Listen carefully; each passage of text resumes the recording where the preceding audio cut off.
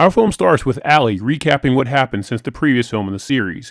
You see, this is the sequel to a film called Meet the Blacks, which meant to take up where the Wayans brothers' original scary movie franchise left off in the urban horror parody genre, with the previous film being a parody of the Purge franchise.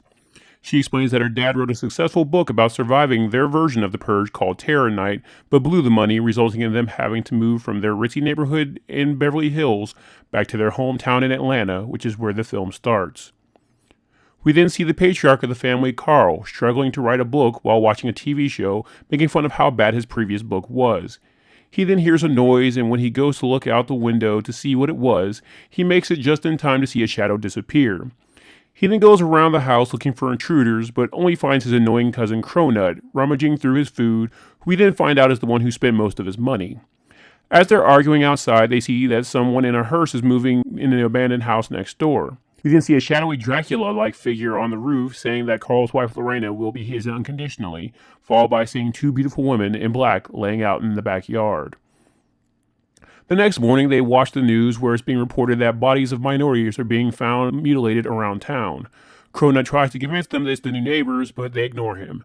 We then see Lorena try to convince Carl to sell his mother's house to a developer so they can move into a better neighborhood.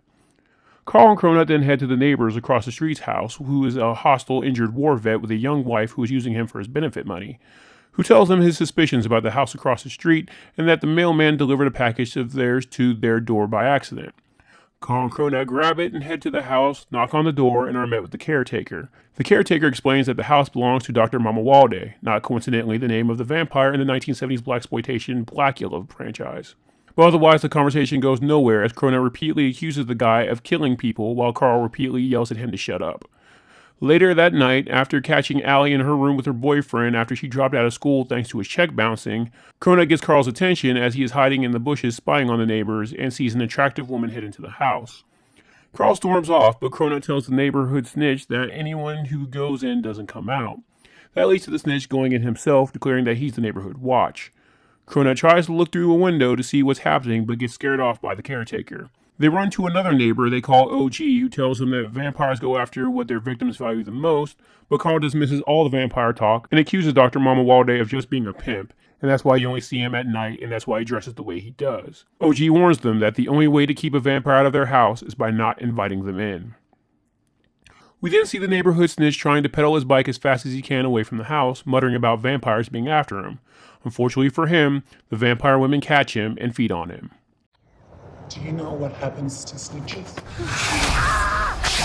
The next day, as Lorena comes home to nag Carl for not taking care of things while she was at work, she starts hearing a voice, causing her to start moaning in ecstasy. After it ends, the news shows that the girl Carl and Cronut saw the night before has been found dead. Cronut tells Carl to follow him, and that's when he shows Carl Rico the snitch's bike.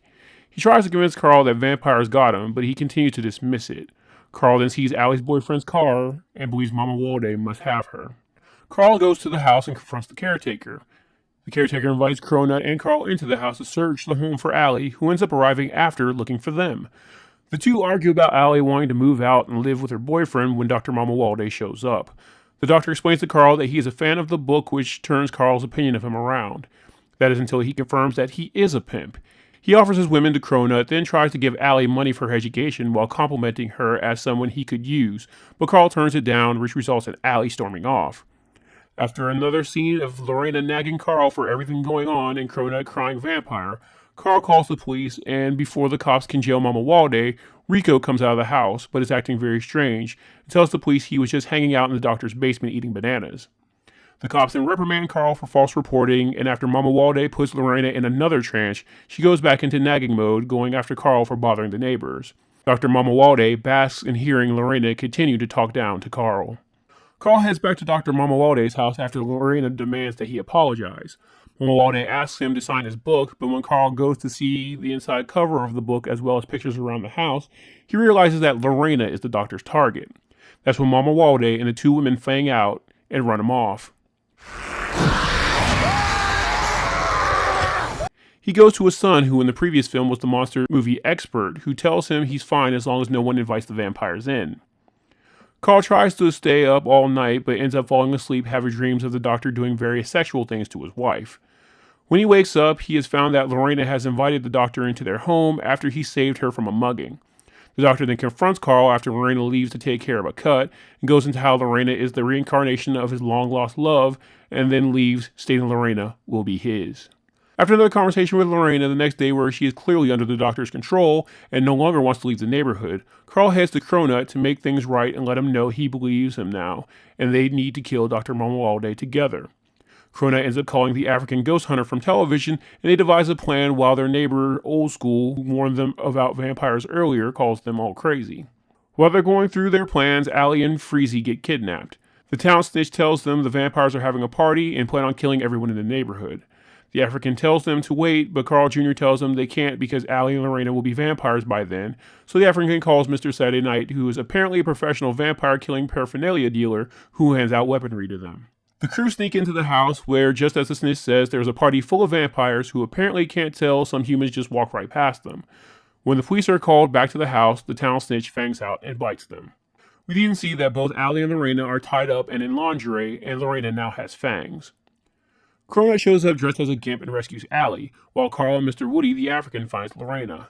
Carl wakes Lorena up, where she sadly tells us she had a dream that she tried to bite him, which of course we don't get to see. She then realizes that she has fangs, and the scene devolves into a bunch of mouth jokes at Lorena's expense. Look like Black China? I don't know, but I don't want no head no more. Look like a pit bull on the mouth. Back with Cronut, a large vampire henchman attack Cronut, but Allie ends up saving him through staking him from behind. Mamuwalde, along with his female bodyguards, then confront Carl and the African, who then try to kill him with holy water that doesn't work and just angers the women. Mamuwalde then seeks various horror creatures after the Black family, including Allie's boyfriend, who is now a half-vampire donkey creature. After multiple fight scenes, the family uses the weapons from Mr. Saturday Night to destroy the vampires.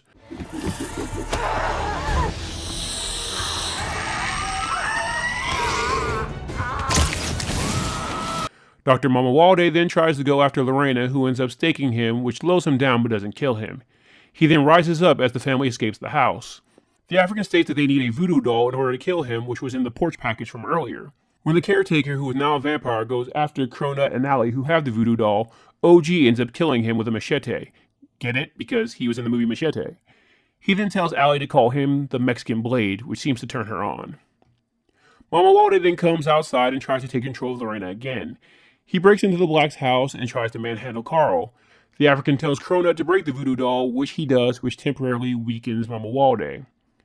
Mamuwalde then again tries to control Lorena, but before he can reach her, the sun comes up, giving Carl the opening to push him into the sunlight, blowing him and the house next door full of vampires up.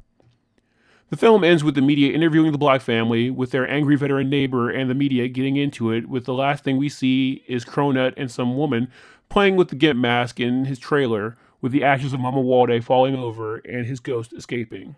This kind of film is an oddity in that, unlike most parody films in this genre that usually try to capitalize on the success of blockbuster films that are popular at the time the parody is made, much like the first film in this series, this one is a straight-on parody of 1985's Fright Night and 1972's Blackula. I can honestly see this film being a lot more successful had it come in the mid-80s, but this came out in theaters in 2021, and I believe this film's target demographic is too young to get any of the horror references in it to enjoy that aspect, and the demographic who would get it are too old to get the modern hip-hop references in the movie, resulting in it just being a film without an audience. With that being said, I'll take a poorly timed Fright Night parody over no Fright Night parody at all. Thanks for watching. If you like this content, please leave a like and subscribe, and hit the bell icon to know every time I update. If you want to help my channel grow, please check out my Patreon, where you can get access to content early, as well as see the content that can't be uploaded here on YouTube. Link will be in the description. Until next time.